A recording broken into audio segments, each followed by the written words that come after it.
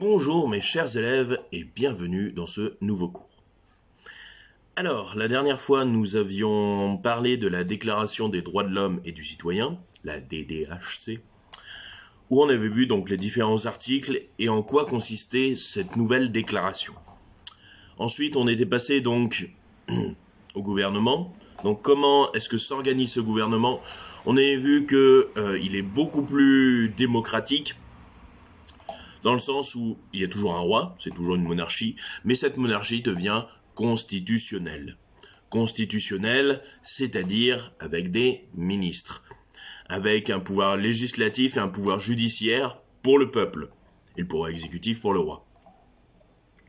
On avait vu que justement cette assemblée de 745 députés et également le pouvoir judiciaire est élu donc par des citoyens, mais on avait vu que bon, c'était pas encore tip top, puisque si ces citoyens devaient être âgés de plus de 25 ans, d'une part, et bien sûr des hommes.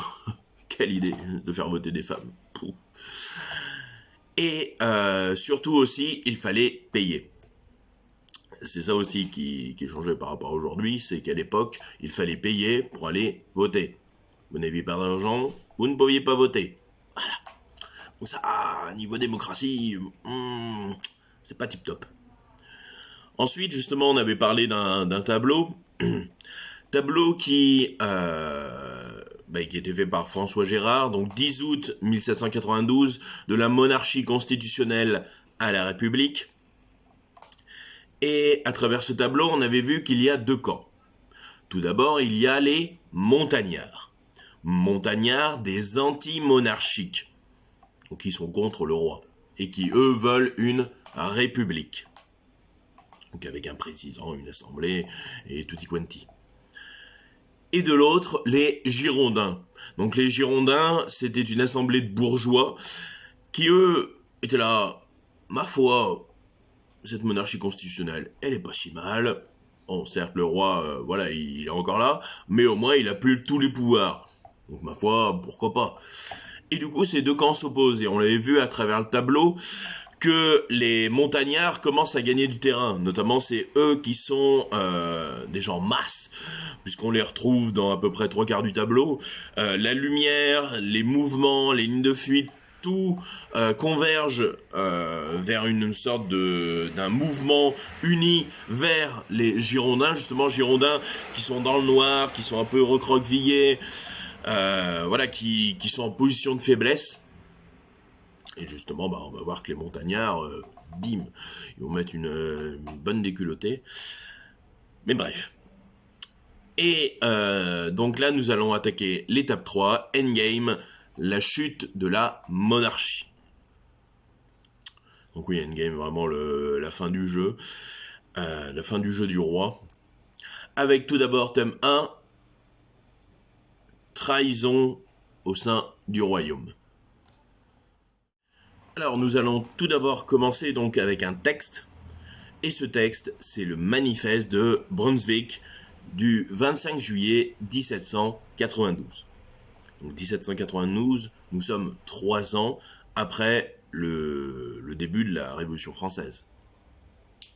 Donc vous voyez quand même, il s'est passé quand même quelques années après la Révolution française en tant que monarchie constitutionnelle.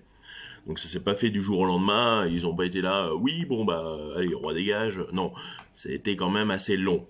Enfin 3 ans, c'est court dans l'histoire, mais bon, c'est quand même assez long. Bref. Alors, je vais vous lire ce discours.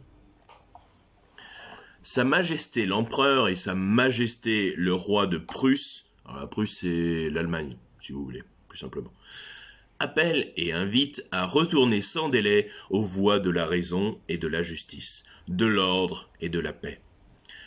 C'est dans ces vues que moi, sous-signé général commandant en chef des 2 armées, déclare que les généraux, officiers, bas-officiers et soldats des troupes de la ligne française sont tous sommés, donc c'est vraiment, ordre, vous êtes sommés, vous devez faire ça, vous vous devez de revenir à leur ancienne fidélité et de se soumettre sur le champ au roi, leur légitime souverain.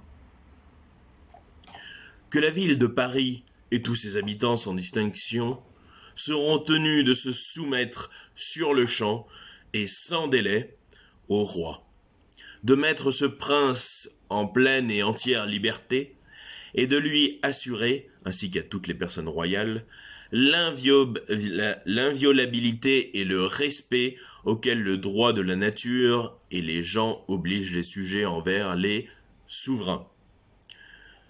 Donc je vais y arriver. Donc voilà, cette inviolabilité, c'est vraiment le respect, c'est quelque chose de sacré.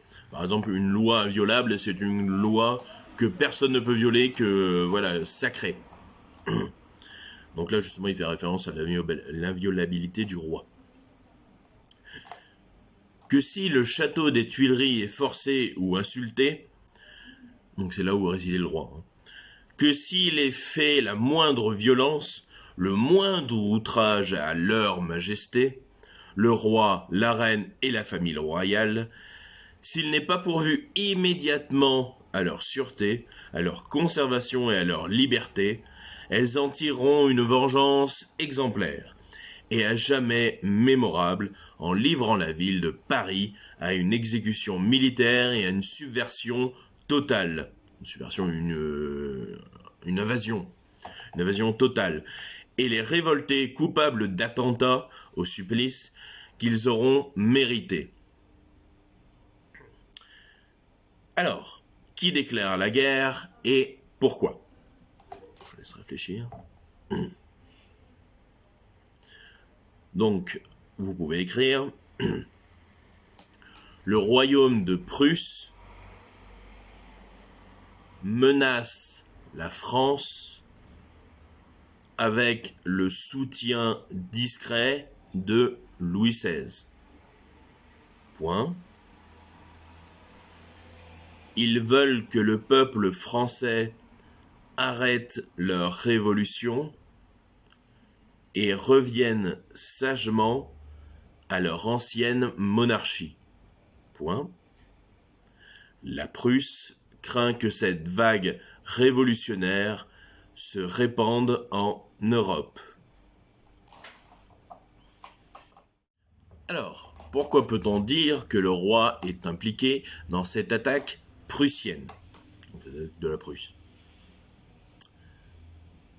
Donc pourquoi on pense que le roi, il est avec, justement, comme je vous l'ai mis en première question, on dit avec le soutien discret de Louis XVI. Mais qu'est-ce qui permet de voir, justement, que Louis XVI est derrière ça? Qu'est-ce qui permet de deviner? Donc vous pouvez écrire.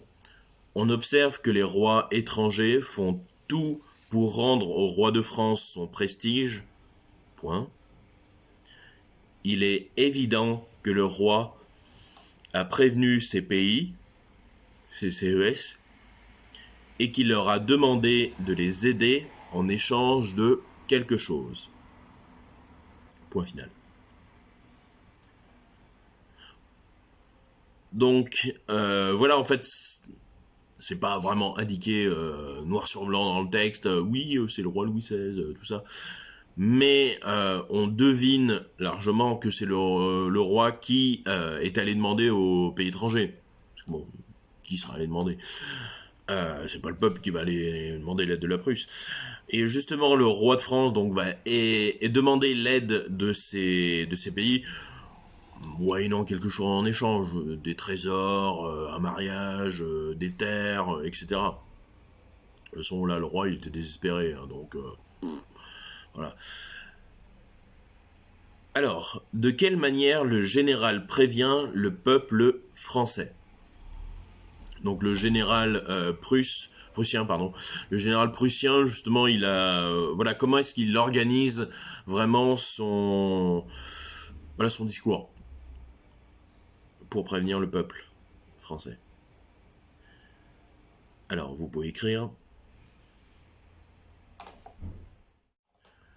Au début, il expose les conditions en accentuant A2CENTUNT sur le fait que la décision doit être rapide comme on peut le voir avec la répétition des expressions, entre guillemets, sur le champ. Fermez les guillemets, point. Dans le dernier paragraphe, le général menace le peuple à travers un champ lexical de la guerre, comme on peut le constater avec les mots, et là tout entre guillemets, enfin chaque mot entre guillemets, vengeance, virgule, exécution, virgule, attentat, virgule, 3 petits points, finaux. Donc, voilà ce qu'il en est justement de cette organisation. Donc, comme je vous l'ai dit, en premier lieu, il pose les conditions. C'est-à-dire qu'il va dire justement, voilà, vous faites ça, ça, ça et ça. Et comme je le dis justement dans ma réponse, c'est immédiat.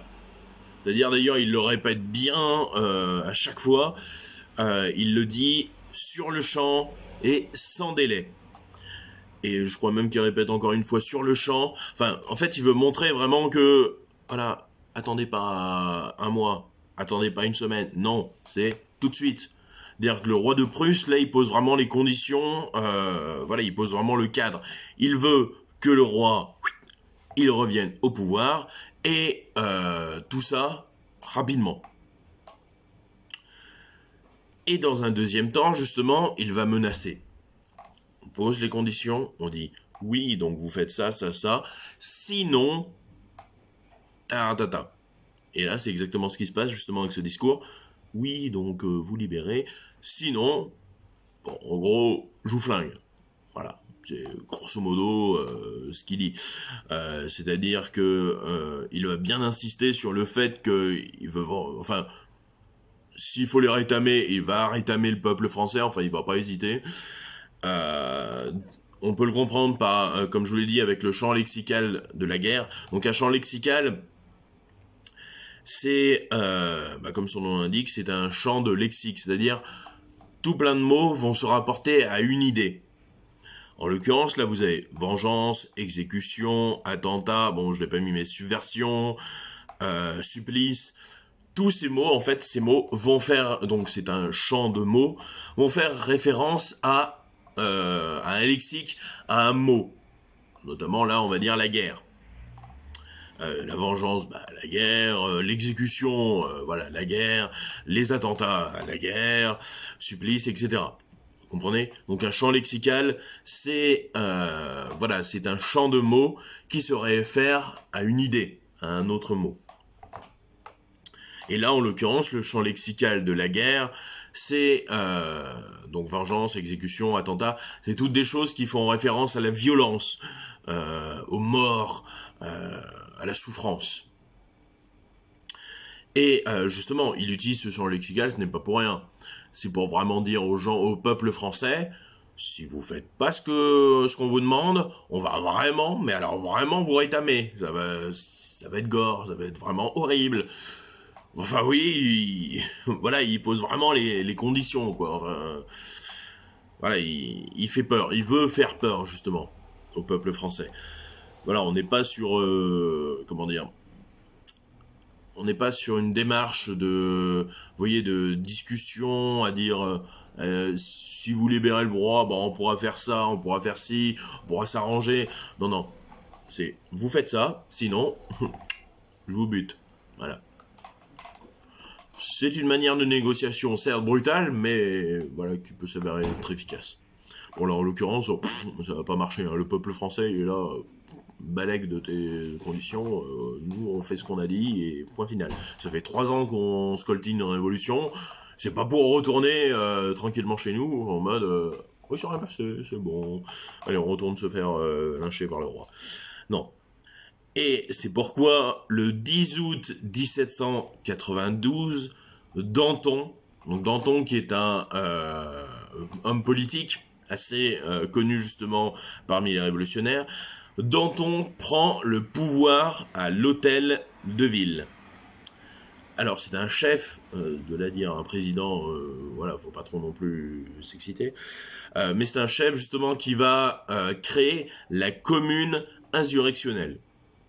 Donc la commune, c'est vraiment un mouvement, c'est un groupement, euh, voilà, un parti politique justement qui va vraiment prendre de l'ampleur et qui va diriger la France en fait, voilà, de manière assez fragile, mais tout de même. Et justement, ils vont attaquer donc le château des Tuileries, donc là où réside le roi et sa famille, donc sa femme, le dauphin, etc. Ils attaquent et on compte près de 1000 morts. Donc, vous voyez, c'est quand même pas mal, 1000 morts, voilà, c'est assez costaud. Hein. Alors, du coup, la monarchie constitutionnelle, là, bah, prend fin, parce que forcément, ils ont attaqué le roi, donc le roi, il va pas revenir au pouvoir en disant, oui, donc, qu'est-ce qu'on fait? Non, non, le roi, poum, ça y est, on a décidé de vraiment s'en débarrasser. C'est-à-dire que Danton était un montagnard. Donc, c'est-à-dire quelqu'un d'anti-monarchique. Et là, bah, on le comprend vraiment très bien parce que voilà, il gère complètement le roi pour installer sa commune insurrectionnelle. Et du coup, les autres pays, bah, ils vont tenir leur parole, c'est-à-dire ils avaient dit si vous rétamez le roi, c'est vous qu'on rétame, et du coup, bah, les autres pays, ils vont réagir tel quel. Et ils vont attaquer. Alors, je crois pas que je vous l'ai dit comme question, non, non, je m'étais dit que je vous le dirais comme ça de vive voix. Alors, pourquoi justement ces pays étrangers s'impliquent-ils? D'ailleurs, même si le roi est parti, hein, le roi est parti, du coup les pays, ils auraient pas trop à y gagner. Mais pourtant, ils vont attaquer. Bon, déjà, ils se disent, oui, si on attaque, après les relations avec la France, voilà, le roi nous devra une sacrée dette. Et surtout aussi, ils ont peur que ça vienne chez eux. En effet, là, on voit un peuple qui se rebelle contre son roi. Or, la Prusse est une monarchie. Du coup, elle se dit, attends, si en France ils commencent à tabasser leur roi, chez nous aussi, ils vont peut-être, justement, ils vont voir la France, ils vont se dire, ah, mais attends, en France, ils ont buté le roi, ça marche. Bah pourquoi pas faire ça chez nous? Voilà. Pour ça que les rois de Prusse, d'Autriche-Hongrie et autour, ils commencent vraiment à flipper parce qu'ils se disent ce qui s'est passé en France, ça va inspirer notre peuple aussi. Du coup, qu'est-ce qu'on va faire? On va aller voir ce peuple, on va leur mettre une baigne et comme ça on montrera au peuple, à notre peuple, qu'ils ne peuvent pas se rebeller contre le roi sous peine de voilà de se faire exterminer. Donc vous voyez, c'est vraiment, ils veulent vraiment donner une image choc déjà au peuple français, mais aussi à leur peuple à eux, en disant voilà ce qui se passe quand on atteint un roi. Voilà, vous voyez, c'est vraiment image choc. Bon, le problème c'est qu'ils vont se prendre une dérouillée, hein. Parce qu'ils s'y attendaient pas. C'est-à-dire que voilà, ils s'attendaient à une espèce de troupe de pèlerins. Voilà, avec des fourches en mode pas content, pas content, pas content. Mais à la place, ils vont se retrouver devant des hommes armés, des hommes organisés, avec une structure. C'est pour ça que d'ailleurs Danton a vraiment voulu structurer les choses. C'est pour se dire, oui, si là ils nous attaquent et on est fragile, on est mort. Donc on s'organise, voilà, le plus rapidement on fait un truc bateau, et voilà, on s'organise face aux autres pays. Et justement, la bataille de Valmy en septembre 1792 va vraiment voilà, montrer que la France, elle reste quand même costaude, hein, que son armée, elle est encore là, et qu'elle peut défendre son pays.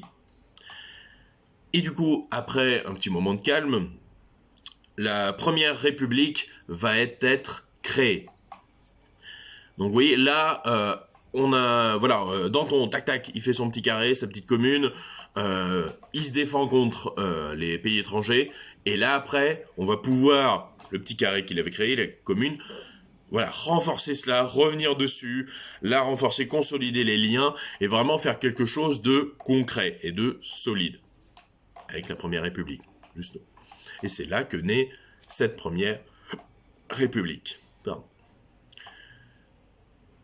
Alors, Le roi, justement, parce que oui, lui est toujours vivant, il est toujours là, oui, bonjour.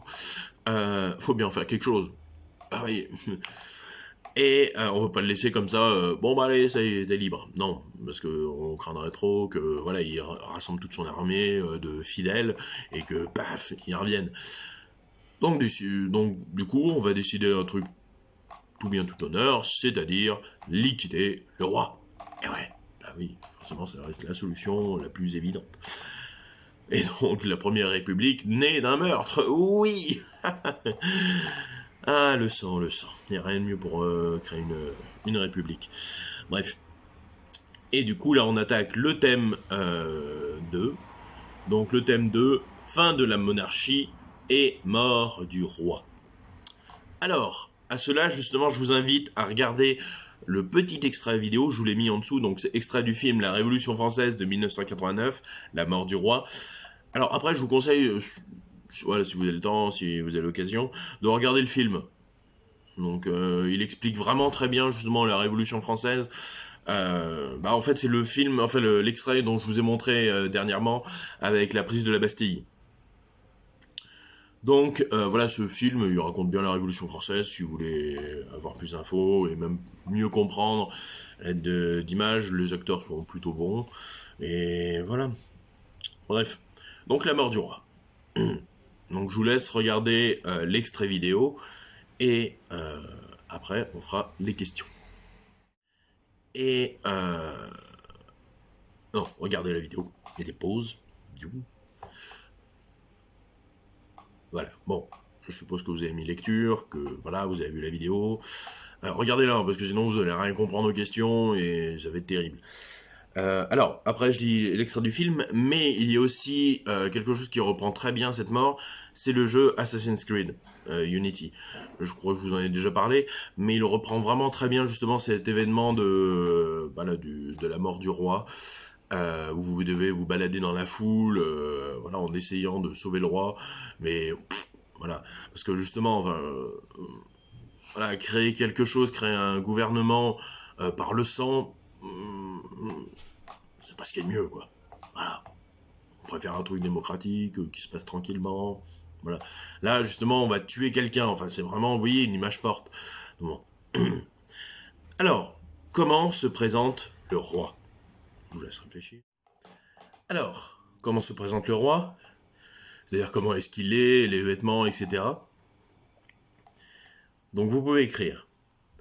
Il est sans cravate, SNS. Il est sans cravate, virgule, sans perruque, virgule. Il a tout perdu et il sait que son sort, S-E-R-T, est scellé. S-C-E-2-L, E accent aigu. J'expliquerai après. Virgule. On le considère à présent seulement comme un citoyen lambda. L-A-M-B-D-A. Lambda. Point final. Alors effectivement, voilà. Vous voyez, on avait vu, oui, il me semble on avait vu le tableau de Louis XVI, justement, qui était vraiment, voilà, avec son manteau d'hermine, tout le sceptre, enfin, tout ce qui concernait la monarchie, justement, le lys, la fleur de lys, etc. Là, voilà, plus rien de tout ça. Il a plus de perruque, il a plus de cravate, il a plus de vêtements royaux, c'est vraiment le type lambda. C'est voilà, autant dans le film justement qu'on avait vu ensemble, on voyait un roi voilà qui n'avait plus son manteau d'hermine en fait cet attirail, qui avait des vêtements beaucoup plus normaux, mais voilà qui restait quand même voilà, on voyait que c'était lui le roi justement par ses vêtements. Là, voilà, il a ses cheveux, enfin voilà, il est comme tout le monde, il a un petit juste au corps, voilà, tout ce qui est de plus banal. Donc vous voyez, on rétrograde vraiment le roi à un rôle de citoyen lambda. Lambda, ça veut dire n'importe qui. Et effectivement, comme je vous l'ai dit, son sort, il est scellé. Et lui, il le sait. Alors, qu'est-ce que ça veut dire, son sort, il est scellé? Ça veut dire que là, voilà, il aura beau faire n'importe quoi, il va être pendu. Et il le sait. justement. Enfin non, il va pas être pendu, pardon, il va être guillotiné. On le sait, c'est normal, voilà. Lui, il le sait, il sait qu'il n'y a plus trop de solutions pour s'enfuir. Parce que là, bon, il a tout essayé, voilà, il sait très bien que il n'aura qu'une chance. Comment réagit le peuple? Je vous laisse. C'est plus vers la fin, là, pour le coup. Donc, comment réagit, quelle est la réaction du peuple? Alors, vous pouvez écrire. Les gens viennent en famille assister à ce moment crucial important, virgule. La foule est enjouée, E-N-J-O-U, accent aigu, E, virgule, chante, virgule, rigole, quand le roi se fait couper la tête. Point.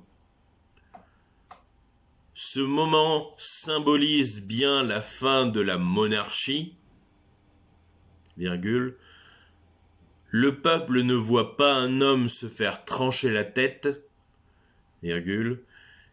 Il voit un régime politique qui s'effondre, virgule, la fin de l'oppression.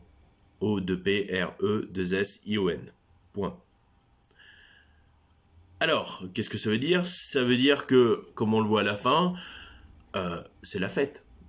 Il y a un type, il vient de se faire couper la tête, de manière assez brutale, parce que la guillotine, oui, pour info, la guillotine, c'était donc cette sorte de... Voilà, vous avez deux planches de bois, vous avez j'y arrivé, 1, 2, 3, une lame justement très fine qui descendait d'un coup, donc on tirait, on la montait, et voilà, on l'a lâché d'un coup, et ça venait couper la tête. Alors, faut savoir que parfois on exécutait voilà, des personnes à la suite les unes des autres, et parfois le truc dégoûtant, c'est que parfois la lame était tellement salie du sang qu'au bout d'un moment, elle était beaucoup moins efficace. Ouais. Du coup, vous aviez parfois la lame qui tombait, mais la tête qui n'était pas entièrement coupée. Du coup, la personne se disait « Ouf, ça n'a pas marché ». Mais non, on remontait, on relâchait, on remontait, on relâchait, jusqu'à ce que voilà, la lame coupe la tête. Donc autant vous imaginer qu'à ce moment-là, la seule chose que peut espérer la personne, c'est que la lame marche. Parce que franchement, se faire couper la tête petit à petit, c'est pas ce qu'il y a de mieux. Vous sentez un petit peu la peur, hein. Donc bon, voilà, ça fait un peu mal. Bref. Et les rois, bon, par contre, lui, ça marche, enfin, apparemment, ça a bien marché. Voilà. Et quick. Et là, tout le monde est content. Un type vient de se faire tuer de manière froide, comme ça. Enfin, voilà, vraiment, c'était un meurtre prémédité. Et tout le monde s'en fout. C'est-à-dire que, voilà, tout le monde est dans la joie, tout le monde est dans la bonne humeur, etc. Ça montre justement à quel point le peuple, il est vraiment, comment dire, vraiment soulagé. C'est-à-dire, enfin, je sais pas, c'est comme si, voilà, on tuait quelqu'un devant vous, et vous seriez, ouais, c'est bien, je suis content. Enfin, non, enfin, on vient juste d'assassiner quelqu'un devant toi, enfin, voilà, je sais pas. Mais non, tout le monde est content parce qu'en fait, justement, il ne voit pas quelqu'un vraiment se faire décapiter. Ce qu'il voit, c'est, comme je vous l'ai dit dans le texte, enfin dans la réponse, il voit un régime qui s'effondre, il voit la fin, et le peuple voit la fin de la monarchie. Et du coup, voilà, en fait, quand on coupe la tête du roi, c'est comme si on les libérait. On leur disait, c'est bon les gars, vous êtes libres. Vous êtes... enfin, le roi est mort. On va plus revenir dessus. Parce que bon, il est mort, hein. Ressuscité, non. Voilà. Parce que justement, on a prouvé que c'était un homme comme les autres, qu'on pouvait le tuer. Que ce n'était pas un dieu, quelqu'un de sacré, qu'il était mortel. Et voilà, c'est vraiment, en fait, c'est pour ça que les gens sont si heureux. Voilà, c'est quelque chose de, voilà, de fort. Bon, après, il venait souvent aussi aux exécutions. Oui, vous, les samedis, enfin, hors confinement, les samedis, on va au cinéma, voilà, on va voir des gens en spectacle, voilà, des trucs fun. Bah eux, ils allaient voir des gens se faire décapiter. Voilà. Bon, après, c'est un peu cliché, voilà, c'était pas non plus tout le monde. Mais c'était quelque chose d'assez public, moi, qu'on montre aux gens. Voilà. Bref. Alors, ensuite, justement, je voudrais juste revenir sur cette mort du roi à travers deux peintures. Alors, tout d'abord, la première peinture est celle de Charles Benazek. Donc, désolé si je le prononce mal, hein, RIP. Les adieux de Louis XVI à sa famille, le 20 janvier 1793. Alors, justement, en fait, à travers ces deux tableaux de Benazek, je veux vraiment vous montrer la vision qu'on a justement de cette monarchie. Donc, avec le texte qui suit, pendant près d'une heure, on n'articula pas une parole. Ce n'étaient ni des larmes, ni des sanglots, mais des cris assez perçants pour être entendus hors de l'enceinte de la tour. Le roi, la reine, donc la reine...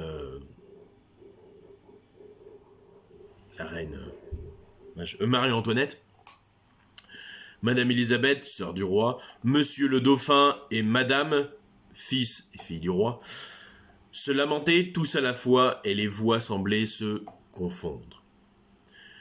Comment Benazek traduit-il ce texte à travers sa peinture? Donc vous pouvez écrire: le peintre montre la douleur par les gestes amples et outranciers, virgule, par un enchevêtrement de formes humaines où la famille royale semble très humanisée. Point final.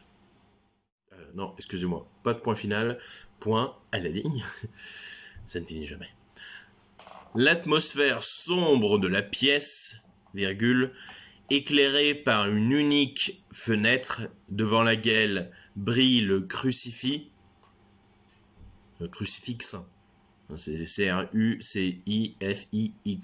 on ne prononce pas le X, c'est tout, crucifix, virgule, fait ressortir la blancheur des costumes royaux, virgule, symbole de l'innocence et de la pureté. Point.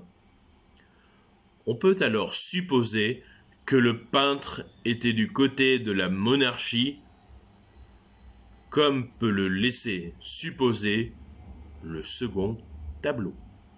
Point final. Alors, je vais juste revenir sur la peinture. Donc, comme vous pouvez le constater, voilà, on voit un petit peu la famille, c'est-à-dire que vous avez le roi qui est assis, vous avez sa fille, son fils, la reine, le valet, la servante, etc.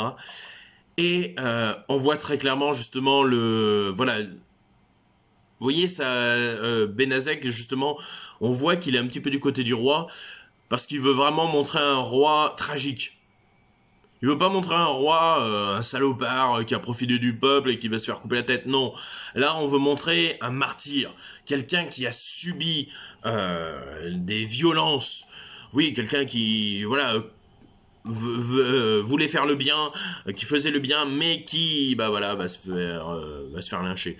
Donc là, vous voyez, on a une autre vision du roi qu'on n'a pas dans le film ou d'autres films et d'autres peintures.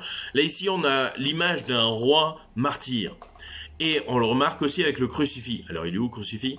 Il est tout en haut, à droite, près de la fenêtre. Justement, si vous vous penchez bien, vous pouvez voir le petit crucifix avec le Résus devant la fenêtre.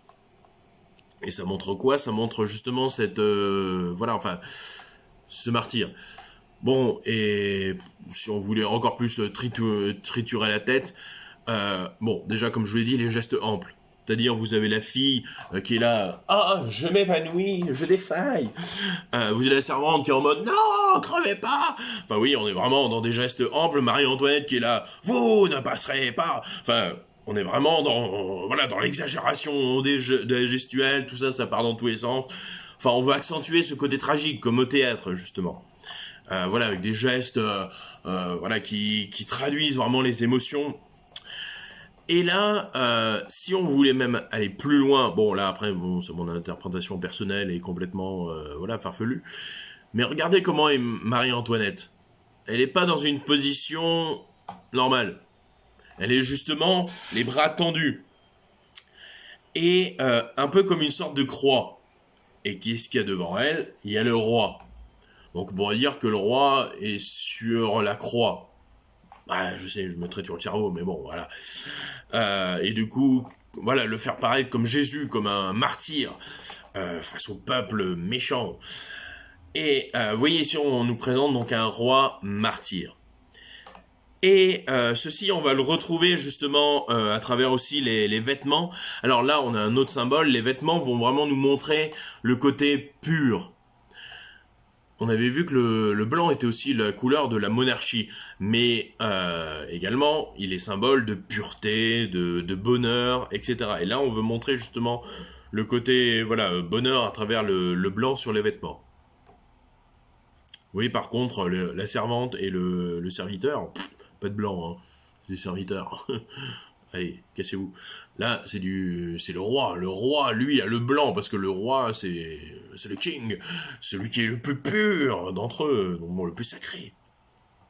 Bref, je m'égare. Et cela nous mène donc au deuxième tableau, qui va vraiment nous montrer, voilà, un roi, encore plus la vision de Benazek.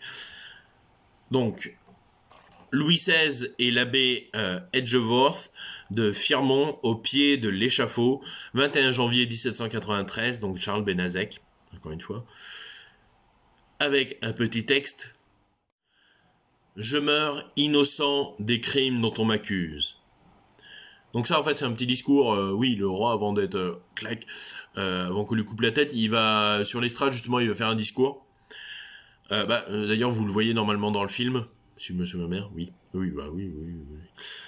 Le commandant de la garde nationale Santerre donne alors l'ordre de battre le tambour pour couvrir la voix du souverain déchu.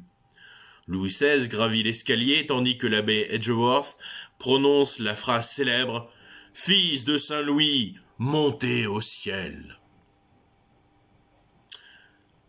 Donc, comment Benazek traduit-il ce passage de l'histoire à travers la peinture ? Alors, vous pouvez écrire.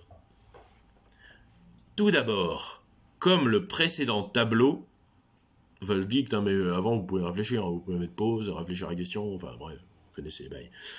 Précédent tableau, virgule, Louis XVI est en blanc, virgule, montrant son innocence qu'il clame bras ouverts, point.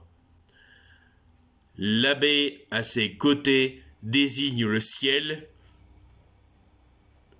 comme pour montrer le chemin divin qui attend le roi déchu. Point. J'expliquerai après. Enfin, le commandant et les soldats sont de chaque côté et semblent montrer que le roi n'a plus d'échappatoire, accent aigu C-H-A-2-P-A-T-O-I-R-E, virgule. Il doit monter vers la guillotine, comme l'indiquent les lignes de fuite. Point. Final. Alors, tout d'abord, Louis XVI. Donc, comme vous l'avez deviné, Louis XVI, c'est le type en blanc. Et justement, c'est le seul type en blanc. Pourquoi ? Pour vraiment citer sur lui. C'est-à-dire, le gars, on veut vraiment que ce soit une lumière, quoi. Poum, qu'il éclaire vraiment le tableau. Et qu'on le distingue bien des autres personnages. Donc oui, alors on reconnaît encore la patte de Benazek à travers cette idolâtrie du roi. Et justement, donc le roi, il est en blanc. Et attention, il n'est pas... voilà, on l'a vu en plus dans le film. Plus de perruque, plus rien. Là, il a une perruque, déjà. Donc bon, après, voilà, qui a raison, qui a tort. Voilà, il est mort. Et c'est un peu passé. Donc, voilà, il a encore sa perruque. Et vous voyez, il a encore sa prestance. C'est-à-dire, voilà, c'est le roi. Ça reste... et pour Benazek, ça restera le roi. C'est-à-dire qu'il a encore cette prestance, vous voyez, avec les bras levés. Je suis le roi. Et oui, parce qu'on a toujours ses bras qui se lèvent, tout ça, comme on peut le voir avec l'abbé. L'abbé qui est là, non, ne mourrez pas. et qui en fin de compte, bah voilà, se résout, il se dit bon bah il va mourir, donc allez au ciel. Et voilà, Louis XVI, là, sur ce tableau, il fait un petit peu, vous voyez, comme dans les films où, voilà, à la fin, vous avez le personnage principal qui s'en va vers le paradis et qui se retourne et qui dit je m'en vais, mais je ne vous oublie pas. Vous voyez, on est un peu dans ce trip-là. C'est-à-dire, vous avez un Louis XVI qui est vraiment en mode je pars, vous vous souviendrez de moi, ne soyez pas triste, je pars. Enfin, oui, on est vraiment dans du tragique à de francs 6 sous, quoi. Et l'abbé, donc, il désigne le ciel, mais tout aussi converge vers la guillotine. C'est-à-dire que vous avez les soldats qui sont à gauche et à droite, avec le soldat à cheval, et donc on voit que Louis XVI, voilà, il a pas 36 chemins, hein, voilà, il a qu'un chemin, c'est les escaliers. Parce que s'il va à droite, il se fait empailler par les soldats, et s'il va à gauche, il se fait empailler par le soldat. Enfin bon bref, voilà, où qu'il aille, il est dans la mouise. Donc le seul chemin, c'est les escaliers. Justement, vous voyez, les escaliers, voilà, ils mènent vers une direction. Ils mènent vers la guillotine, qui est en bas, pardon, en haut à gauche, à droite. Je m'y perds. Qui est en haut à droite. Donc vous voyez, vraiment, le chemin est tout tracé. C'est-à-dire, voilà, on sait où va le roi. Mais voilà, mais on a aussi cette vision un peu paradisiaque de Louis XVI qui va au ciel. Justement, voilà, on veut vraiment montrer, voilà. Après, il y a aussi une image qui pourrait tendre à dire que Benazek n'est pas si monarchique que ça. C'est le ciel. Le ciel, vous voyez, c'est l'aube. Donc le soleil se lève. Et le soleil se lève avec un drapeau français. Donc bleu, blanc, rouge. Donc, est-ce que Benazek est si pro-monarchique que ça? Peut-être pas. Parce que là, justement, on nous montre que quand le roi va se faire flinguer, bah voilà, le soleil arrive, l'espoir arrive, la patrie française. Donc après, est-ce qu'il a fait ça pour montrer le drapeau français? Voilà. Bon. Bref. Donc voilà pour ce qui est de cette monarchie et de cette fin du roi. Et donc, oula, 41 minutes, oui. Donc pour le prochain cours, nous verrons justement la dernière partie, vraiment, voilà, la fin de cette Révolution française, avec l'histoire de la terreur, avec Robespierre, et on va voir que ça part un petit peu en live. Voilà. Et ça, ce sera pour un prochain épisode.